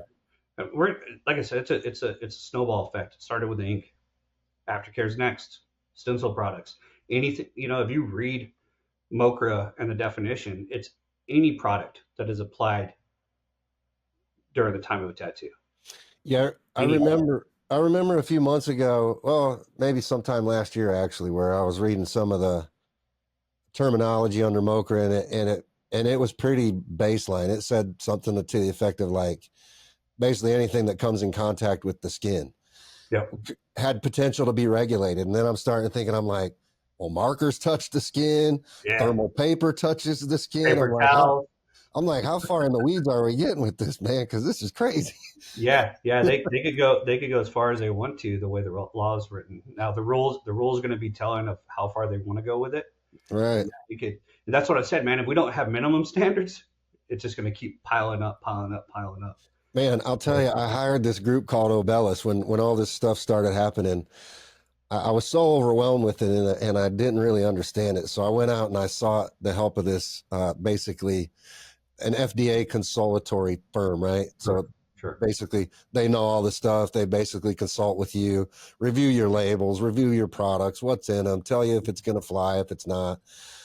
But man, they were really scrutinizing like even like our thermal paper, and I was like, why are we looking at thermal paper right now? I was like, that's not even a key area of focus. Like Yeah, it's yeah, paper. yeah. It's like, The FDA inspector is not going to come in and look at your paper right right, right. So I had to now. get rid of them because they were expensive and they were just wasting time on a lot of stuff that I felt like was crazy. But A phone call to me or a text is a lot cheaper. You know. oh, dude, yeah, we spent a lot of money with that firm, and it was crazy because eventually I just decided, you know what, I'm just going to do this myself because I'm a progress guy, man. Like I want to get shit done. I don't want to sit Yeah. on calls Right. indefinitely and just talk, not get anything Yeah. checked off the Yeah. Yeah. list. Sure.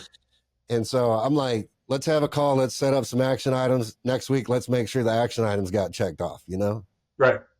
And that wasn't happening with them. And I was like, I'm not going to keep spending money with you guys. This is crazy. Oh, man, they're billing you for the hour. Yeah, dude. It's like, dude, I should have been a lawyer, I think. Yeah. Yeah. Yeah. Bill by the minute, you know? No, Dude, there's yeah. I've seen a lot of that too happening in the industry. There's a lot of companies, a lot of individuals that are taking advantage of these laws, right? And what's going on. There's a lot of them in AFTO, a lot of private companies that are, that's another reason I'm a little weary sometimes about what's shared in some of those groups is because you don't know the intent, Well, I is get it it, dude. I get okay it. or what? I get it. That's what I was talking to you about earlier, where I'm like, I'm apprehensive because, like, I've put a lot of man hours into my safety substantiation and, like, I've written Mhm. all these processes and, like, and I'm like they were on the AFTO call talking about safety substantiation. And I'm like, man, I'm miles ahead of you guys on all this stuff. And I'm like, so I shared one little piece of information with them and they were like on it, they're like, oh Yeah, my God, this is what yeah, we've been trying to do for months. And I'm like, yeah, but I'm like, I didn't do all this work just to like, give it away. yeah, I don't, Yeah, but at the same time, I want to help, you know what I mean? But it's like, for sure, for sure. And that's where I'm at too. I want to help. Like, if you need help, you call me. Like, it's not about not helping even competitors. Like, I'll help, but it's about who's getting the information and what the intent is to use that information. Are they going to go try to make the law even crazier? Are they because, oh yeah, that was easy to meet. So okay, well, if they had an easy time meeting that, what about this, right? Or is their intent to go earn a dollar off of it? Are they going to go charge other manufacturers now to take my information and consult with them?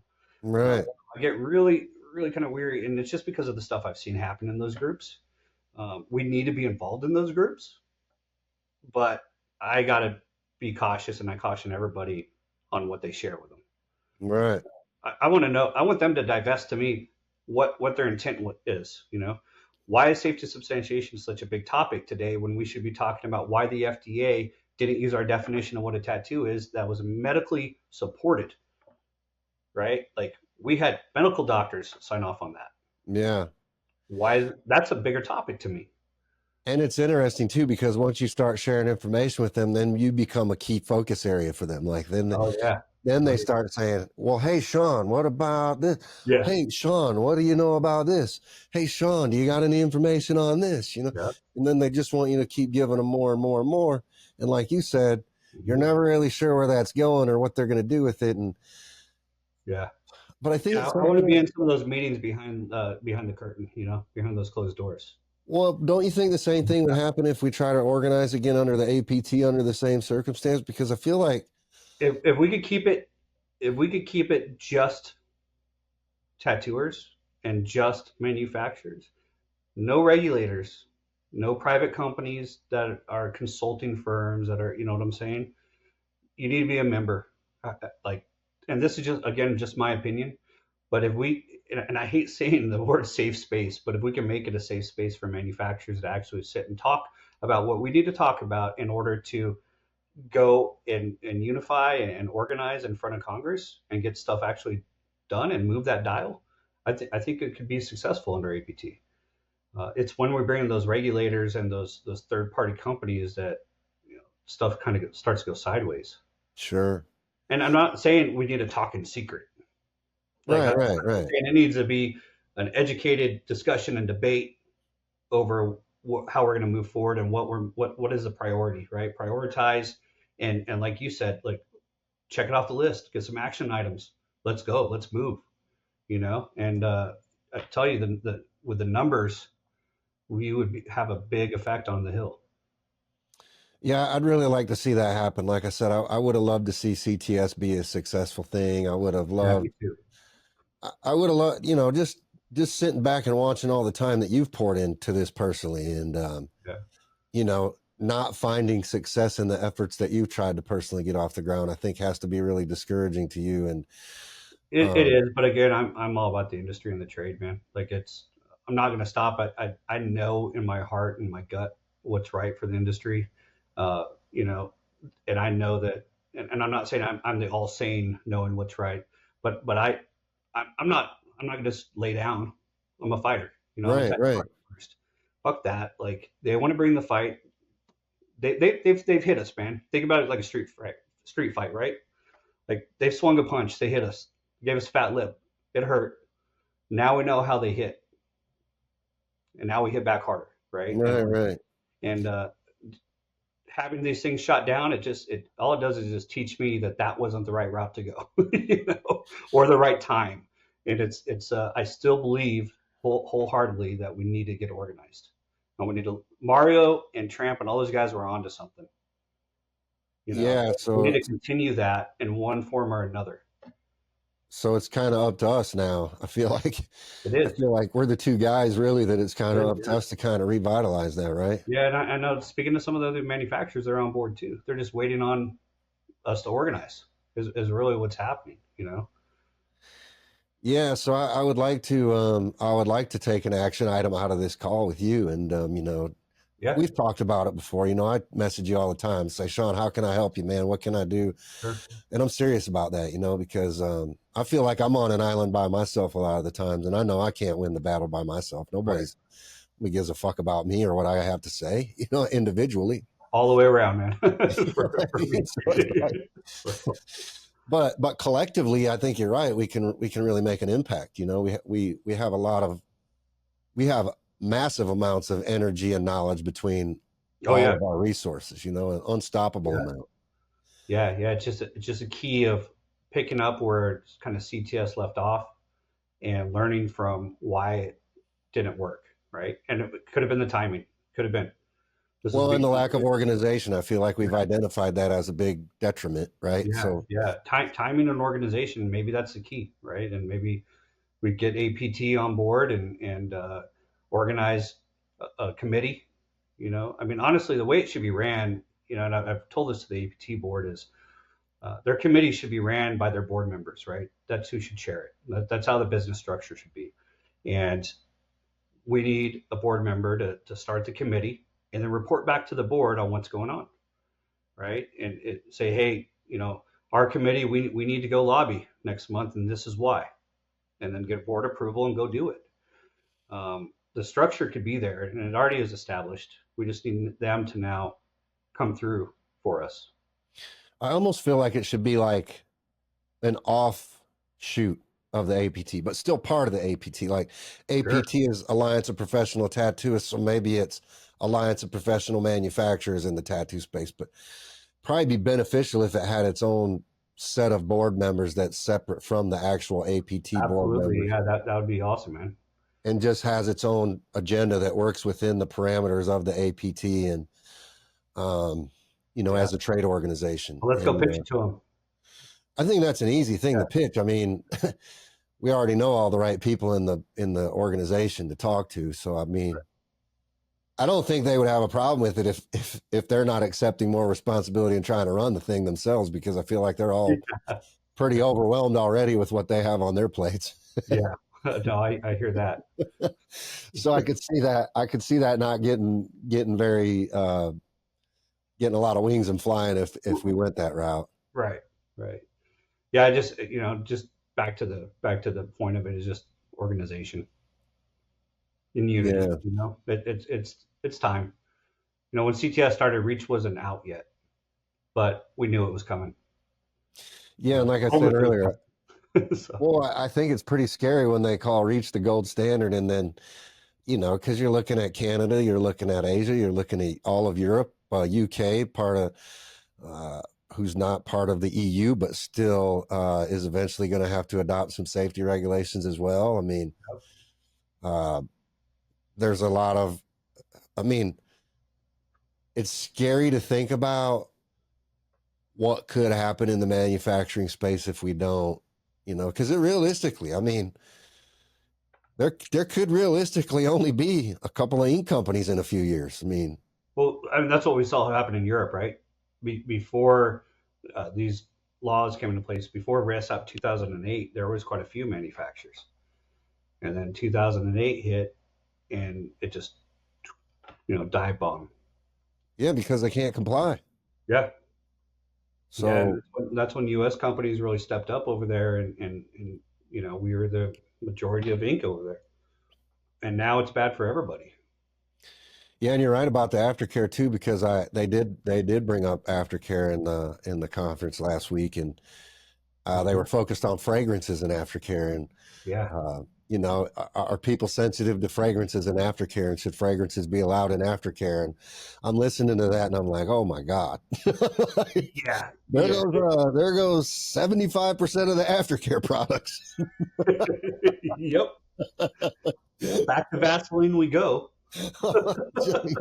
Oh man, I Yeah, think like that's the thing. Like on some of their ideologies, right? People could be allergic to anything. Like in California, I swear they must be allergic to the air also, because Prop 65 over there, it's fucking crazy. yeah, It's like Europe, man. Like, yes, people could be allergic to anything. yeah. What are we going to attack next? Well, it's not like that just in our space. I mean, look at emissions, for example, and exhaust coming out of your car, and how much variability that is from state to state, and the Yeah, emission laws. yeah, It's crazy. It is crazy. yeah. It's nuts. But we got to figure it out, man. And I think the conference really just showed all the holes that are in reach, right? Well, it also showed how many holes are in the unification of us as manufacturers, to your point, like Yeah, because it was very alarming to not see more people there yeah, from our yeah, industry. yeah. Yeah, there are a few European companies, but that was about it. I didn't. Nobody from the US. I mean, Yeah, yeah. I maybe know one or two companies that was there in person, and that was it, man. And not like 2 years ago in Vienna, there was quite a few of us that showed up. So, and I don't know if that's because not a lot's changed, or because reach is already so far down the road that people think that we can't influence reach now. That it's a battle. I was telling someone earlier that I think it's going to have to come down to a court case. I think it's going to have to come down to a lawsuit there in Europe, especially in Germany. And I think if we get a lawsuit going, they'll start to move. well, But wasn't there one already going with the guy from was like one of the first guys that talked Ralph, the what's it called, just Inc. yeah, Ralph. Yeah, he did mention one. So, and I think that's what it's going to take is something like that. I mean, it's going to have to be. Uh, one of the things in Europe is Reach left it open for interpretation by every member state, right? So every member state there can interpret the law differently, and they are. And there's no standardized testing for tattoo pigment. So they're all using different methods and different standards, and we're all getting different results. Sure. One of the biggest testing labs over there that almost all the companies use will even tell you it's a crapshoot. I sent 10 samples of the same product with different labels on it to them and got 8 different results. You talking about CTL? Yeah, Yeah, yeah. 8 different results. Same product. Really? And I called him out on it too. And I said, how do I get 8 different results if it's the same product? He's like, oh, you must have added more water. You must have added this product. And I said, no, it's same exact batch, just in different bottles. Same process. Wow. Sterilized the same, like sterilized in the same batch. How much variation were there in the results? Quite a bit, man. And they were surprised by it. And then he did a presentation. They did a presentation in Vienna talking about how there's no standards, so everyone just kind of flying by their seat of their pants, man. Man, that's crazy too, because it is not cheap to have things tested at CTL. No, it's not cheap at any of the labs, Yeah, right? it's crazy. And they're all different.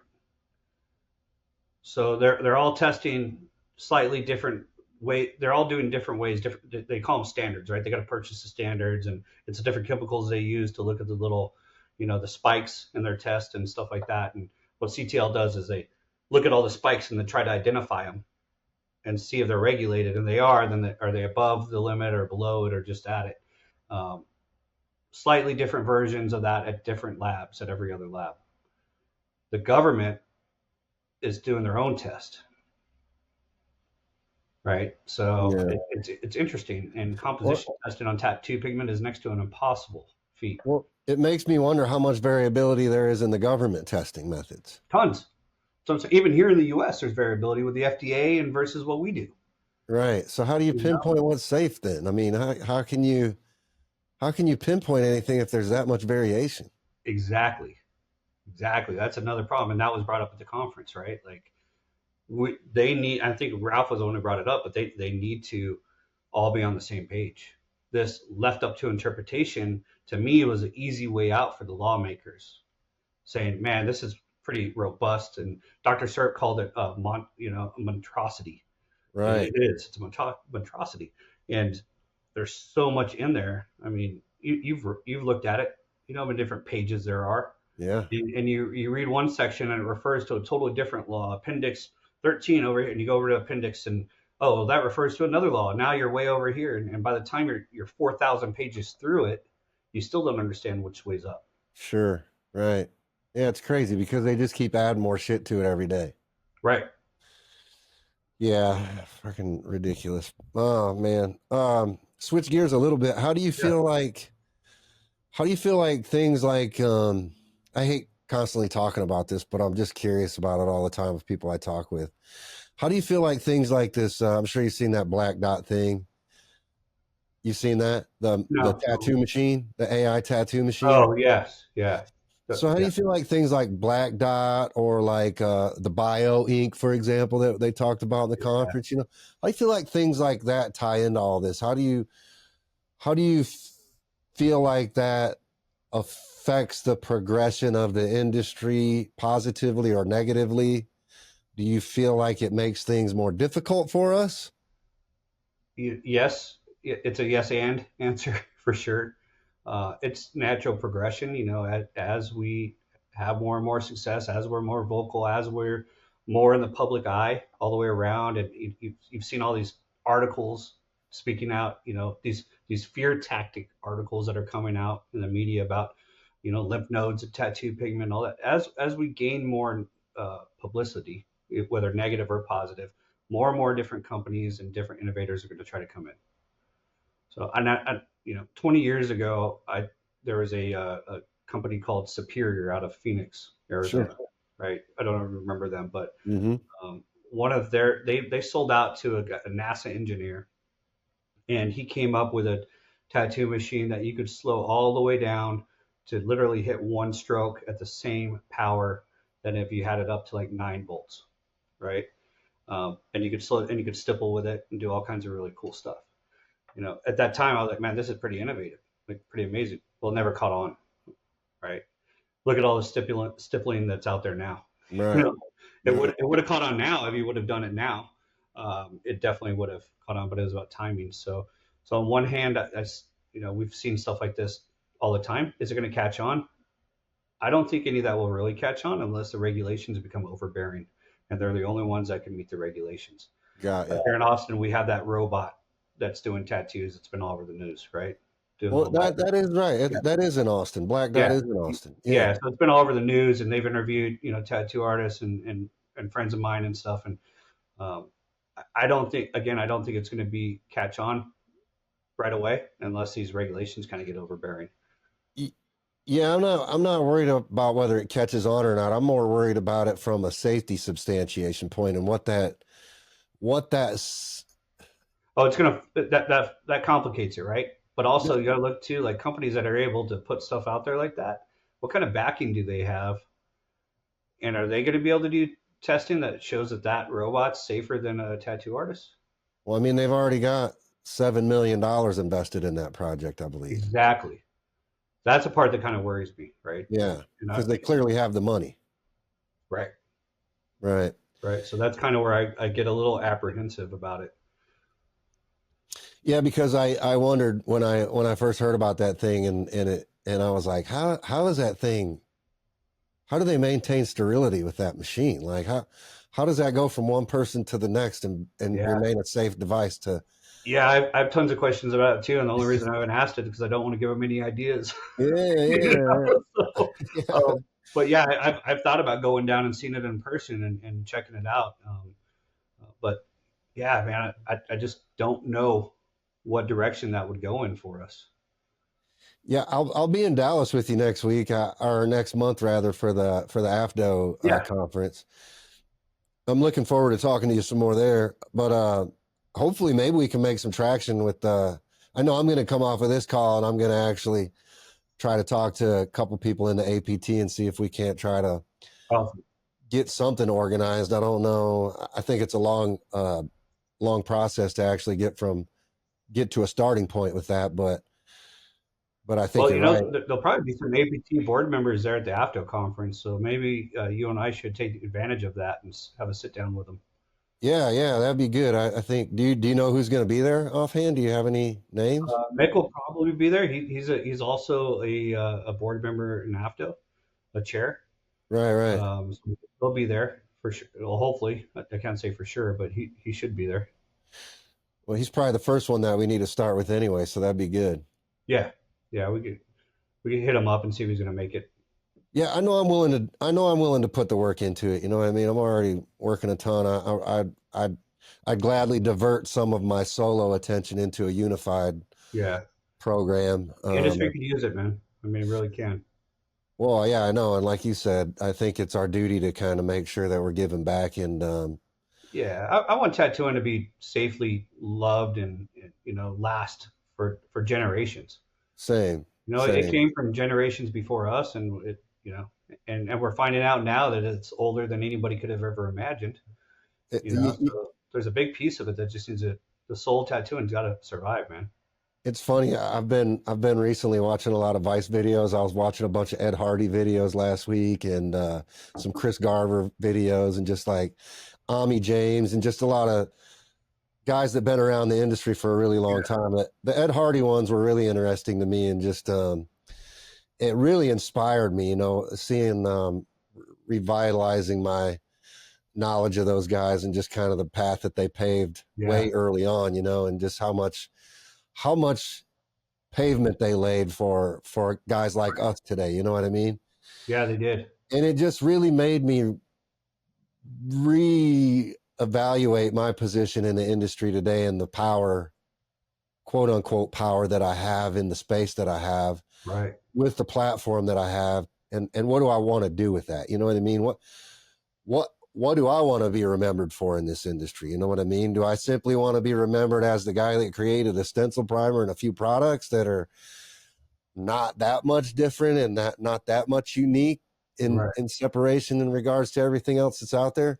Or do I want to be remembered as a guy that really helped elevate and pioneer the next evolution of this craft? You know what I mean?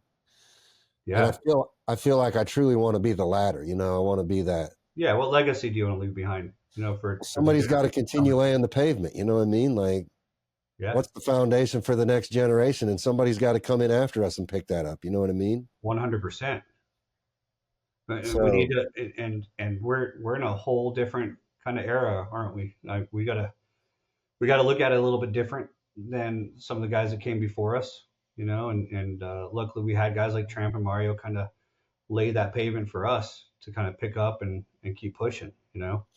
yeah, I mean, it meant a lot when Tramp called me up and invited me to the CTS. I was like, man, Yeah. that's crazy. You want me there? Like, what? And for him to have that, um, I don't know. I've just always had this crazy high level of respect for Tramp. You know what I mean? Like, he's just Yeah. been this guy that I've always looked up to and admired the way he built his business and just what he's done. And I still talk to him. You know what I mean? So it's Yeah. just, to be able to pick up the phone and call a guy like that and have him answer the phone when you call is just, it means something. You know what I mean? And it Yeah, that's one really thing about truly him. He, does. he always tries to pick up. Oh, he always tells me, he's like, I answer the phone when it rings because, Yeah. Yeah. Yeah, he I'm doesn't like, like I to let don't because it's he doesn't freaking like to let stuff telemarketers linger. market Trust me. time nowadays. Yeah. But, it's Yeah. like, Yeah. but I do want to be that resource for younger generation artists. You know what I mean? I want to be that educational point and no, no self agenda. Like I'm not doing it for self gain. No. I'm doing it to protect the craft and ensure that we're going to be here No, for I'm a firm years to believer that come. everybody in some shape or form in their life needs to try to give back to the community, right? And for me, that's kind of how it started. Like passionate about it, obviously, and it came from what can I give back and what can I give to the generations coming, and that's how it all started. And then I found out that it could be really effective, and especially talking to the congressman. Like that's, Yeah. dude, I gotta tell you, Rob, they love talking to us. Like Do they? dude, every time I walk into one of their offices, like it's the weirdest thing. Like staff members and them start showing their tattoos. Check this out. Oh, Like, really? you know, I Dude, walk to congressman's office. He starts taking his shirt off. I'm like, whoa. Like we just met, dog. You know, and he's like, no, I gotta show you my back piece. I'm like, oh, it's gonna be like well, that, you know. And even the ones that don't have tattoos are super interested because they're like, oh man, these tattoo people are coming in my office. Don't know what to expect, you know. well, that's refreshing because I've always had this stereotypical feeling that it's completely the opposite of that. Like you're going to walk in this room and be Yeah. like, this black cloud just came into this stuffy room, and you're like, got No, your eyes on we've you, had and some you're just this awkward guy covered in tattoos. yeah, no, we've had some big proponents in Congress. We had one Congress member that his son was an apprentice in LA when we Oh, brought really? him, and he actually got pretty emotional and pissed off about what was happening. And from that conversation, he during a testimony the FDA was giving, he tore them up over MoCRA, like tore them in pieces, dude. And it was probably the most gratifying thing to watch. I watched it on TV when he tore them, and I was like, yes, yeah, because now he understands they're coming after us for no reason. And he's the one he stopped me halfway through my speech and said, "Is there a health crisis?" I was like, "Nope." He goes, "Then what the hell are we doing here?" And I said, "That was my question for you." You know, and so we've had some tremendous support. We have congressmen willing to put together a caucus for us, and so we could have a team of congressmen talking about just what we need as an industry. You know, and it's great when you walk into some of these meetings and committee meetings, and some of those people actually got tattooed by, you know, with your product and Right. tattooed in your shops. Yeah. So, and they're like, oh shit, like I got tattooed at Eternal back in the day. Oh, really? Let me see it. You know, who Yeah. tattooed you? Oh, I know him. You know, and then all of a sudden you have that personal connection, and next thing you know, they want to be having lunch with you and shit. So it's refreshing to do that, to go on the hill. Now have been some that are kind of very skeptical of us, you know, but by the end of the conversation, we're shaking hands, taking pictures, and you know, telling them how many constituents they're going to hear from. so, Yeah. so it's Well, great to have more of us up there.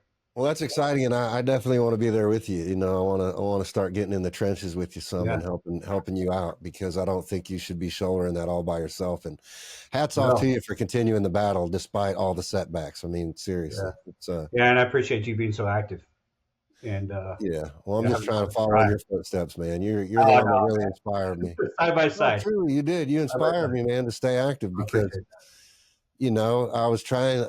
I really did want CTS to be successful. I thought that that. was Me a too. great thing when they formed that, and like I said, I felt honored to be invited to that and be a part of that. You know, and I was kind of sad when it didn't work out. You know what I mean? Because it felt like there was a lot of heart and soul going into that, and Yeah. it really was a passion project. So I'm glad that you stayed in the trenches and keep fighting the fight because it did inspire me to keep in the trenches and fight the fight too. And Good. you know, we're two guys. You know, how many more can we get behind us? And I know I have enough influence with other manufacturers that I'm close to be able to pull some people into the fold and get some people aligned. And I know you do too. So I really Yeah. think we can be actionable and we can have some traction and we can have measurable results. I think we just got to find a way to get it organized first and then Right. try to roll it out to people after we've got a pretty solid plan. And I don't mind working on any of that kind of stuff. You know what I mean? Awesome. Awesome. I'm more than willing to help do some of that stuff. And I think as more people get involved, the workload becomes lighter, you know? Yeah. Yeah. No, I appreciate that. I think we definitely need to sit down in Dallas and let's, you know, just have a face to face and a talk and see if we can get some of the APT people involved in that discussion and kind of just see where we could go from there, you know? Yeah, I think it all starts with awareness, which is the point of this podcast and this conversation is to get people aware of what's going on, get people talking about it and interested and get some links out there. Yeah. Are there any websites that you would encourage, artists specifically that are interested in learning more about this stuff to go No, visit? I just push everyone towards ABT and AFTO at this point. Okay.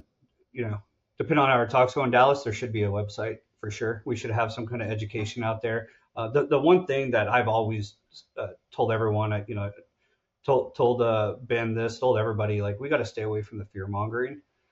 The media is doing enough of that, right? And it causes artists to just kind of put their head in the sand and Right. ignore what's going on. We need people to be active, and we have the upper hand. We're the industry experts. We just need to figure out how to unify and have our voice heard. Sure. It's nothing to be scared of.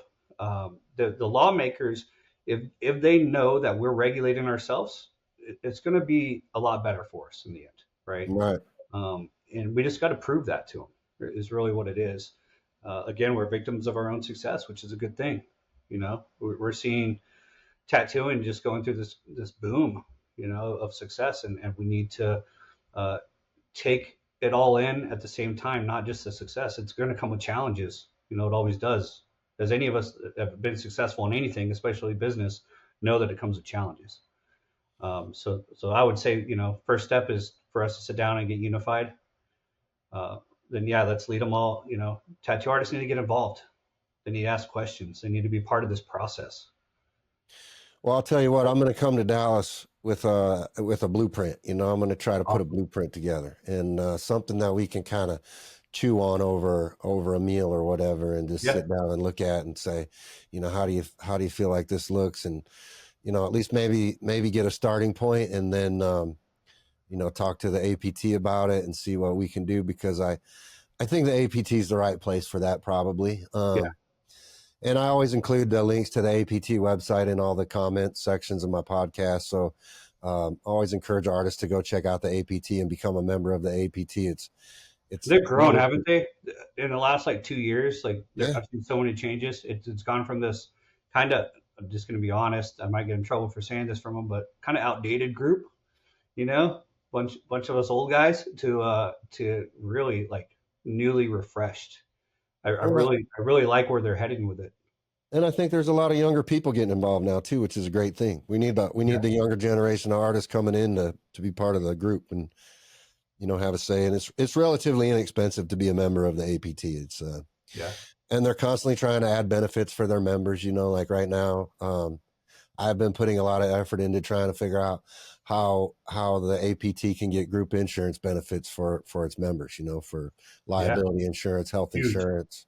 huge. Yeah, because we're missing that. You know, we're And those trying are to cover all those kinds are of the things cool in the things. APT. Yeah, those are the cool things when you have a trade organization that you could actually do. You know, Right, right. you know the numbers, purchase power. I mean, it's right there. Yeah. So the more members we have, the better off, and the Yep. better buying power we have, and lobbying power we have, and position power that we have, as we can show that we're a unified trade organization. So I fully Yeah. Yeah. The other part of it too, it's you know we got to be conscious of the state level too. You know, states are constantly making laws also, right, and so by the APT doing what they're doing, it's also organized into where we could actually help contribute to state level challenges as well, right? right. And help battle those for the artist.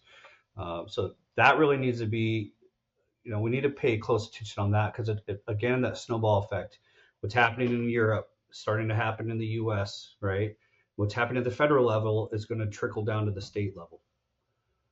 So it's super important that people get active in the APT and groups like that, so we could also combat that a little bit. Yeah, yeah. That's great. Yeah. So anybody listening, I would encourage you, if you're an artist that really cares about the industry and not just the money you're putting in your pocket, that you should Yeah, definitely become a member of the APT and get in tune with what they're doing. great. Um, Whether you choose to be an active part of it, or if you just choose to be a member just to support the the organization, I think you know, you should do that. Yeah, Well, Sean, hey man, I really appreciate you taking time with me today and talking about some of these super important things and helping to educate the industry and the artists in the industry and manufacturers. And really look forward to working with you in the future and continuing to have these good conversations together and seeing how far we can move the needle. yeah. Likewise, Rob. I appreciate you having me on here, and don't pay for those consultants anymore, man. I won't. I won't. Hopefully we'll be able to get this thing off the ground, and we'll be our own group of consultants, and we can help each other out when we have Yeah, questions yeah, that's about what it's all things. about. I mean, I'm an open book. Like, I want to help the industry, you know. So, anybody needs help, I'm easily reachable. So, I Yeah, appreciate all the effort you put out there, Rob. It helps keep me on my toes too. So it's good. yeah, man. You know, I appreciate that we have an open door policy with one another, and we have that trust between us to where we can have that open, honest conversations with each other about our businesses. And, that's why I wanted to start the conversation out on the Nexus thing, because I feel like, you know, I'm an artist-owned company independently. You're Right. part of a larger conglomerate of artist-owned companies under, I hate using that word corporation, but Oh, I mean, it is what it is, right? So yeah, I it's okay. mean, We just gotta get the stigma kind of away from some of that, and yeah, that's what I kind of wanted to do, is kind of dispel some of the fear around that, and display the fact that we're still out here working together for the greater good. You know what I yeah, mean? absolutely, So that's important. absolutely. We're still steering the ship, you know. Yeah, So yeah, yeah. as We're long as we're still, around, we're still steering that ship. So yeah, there's lots of companies out there, and uh, like I and we're said, still pirates at heart, man. always trust me. So, I mean, I got it, bro. It's like it says it right here, pirates life yeah, for me, I bro. don't think HR even likes to have my name spoken in the hallways, man. So I'm as far No, away from that corporate lifestyle as I can be. So yeah, I'm just trying to be a compliant pirate these days. yeah, yeah, just different type of pirate. There's plenty of pirates that work for the government a little bit. Yeah, So yeah, for sure. I mean, pirates had an option to become legal at one point in time, and yeah, if they chose to be legal, they got to keep sailing their ships and doing what they wanted to do. They yep, just had to do it under the government's rules. yeah. And sometimes you get to write the rules, which is that's the best part, right? So, but we got to do it as a group. Well, I appreciate you, man. We're at the 2 hour mark here, All so right, I don't brother. want to keep you any longer. I know we both got busy schedules, so I'll let you Yeah, get back to your thing, appreciate you and too. Talk I'll see soon. you in Dallas next year or next month. Next month. Yeah, A just few about weeks a month away. away. So appreciate you, brother. You have a All good right, one. All brother. right. Thanks. Yep. Take care.